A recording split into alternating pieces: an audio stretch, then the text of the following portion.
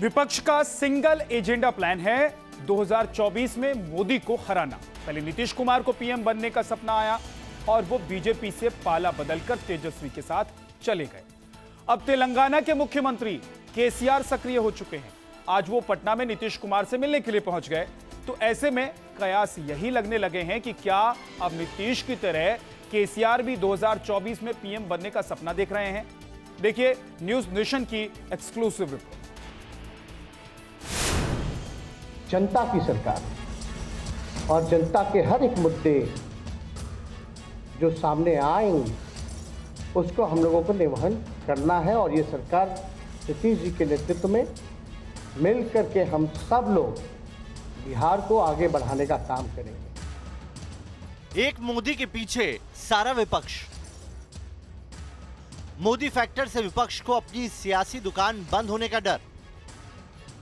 विपक्ष के अंदर मोदी का फियर फैक्टर। मोदी के खिलाफ मोर्चाबंदी, विपक्ष की तैयार घेराबंदी। मोदी से विपक्ष हारा, अब केसीआर को नीतीश का सहारा। अकेले चुनौती देने की हिम्मत नहीं है तो चौकड़ी बना लो। पहले ममता ने मोर्चा बनाया, फिर नीतीश को पीएम बनने का सपना आया, अब केसीआर ने ताकत लगाई। इन सब में एक चीज कॉमन है, नरेंद्र मोदी का डर, जो विपक्ष को चैन से सोने नहीं दे रहा है। मोदी फैक्टर के आगे विपक्ष के तर्कश के सारे तीर फेल हो रहे हैं। हर चुनाव में विपक्ष मुंह की खा रहा है, लेकिन ममता से लेकर केसीआर तक मानने को तैयार नहीं। इसीलिए नरेंद्र मोदी के खिलाफ चक्रव्यूह तैयार करने केसीआर पहुंच गए नीतीश कुमार की शरण में।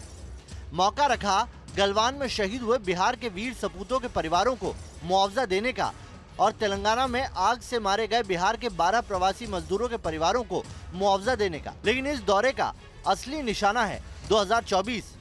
नीतीश और केसीआर दोनों एक दूसरे की तारीफों के पुल बांध रहे हैं।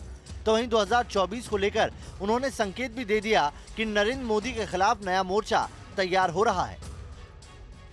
इन्होंने तय किया कि हम अपनी तरफ से, अपने राज्य सरकार की तरफ से उनके परिवार को जरूर अपने राज्य सरकार की तरफ से मदद करेंगे और उसी सिलसिले में उन्होंने चर्चा की। अन्य जगहों पर भी मदद कर चुके और बिहार में भी इनका काम बचा हुआ था, आज आकर के इन्होंने भी काम पूरा कर दिया। ये बहुत ही बड़ी बात है, आप सब लोगों ने ये सब काम कर दिया है।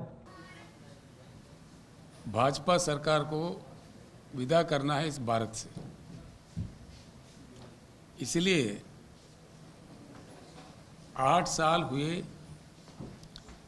नरेंद्र मोदी जी प्रधानमंत्री बने हुए हैं। हर चीज में, हर सेक्टर में देश का विनाश हो रहा है।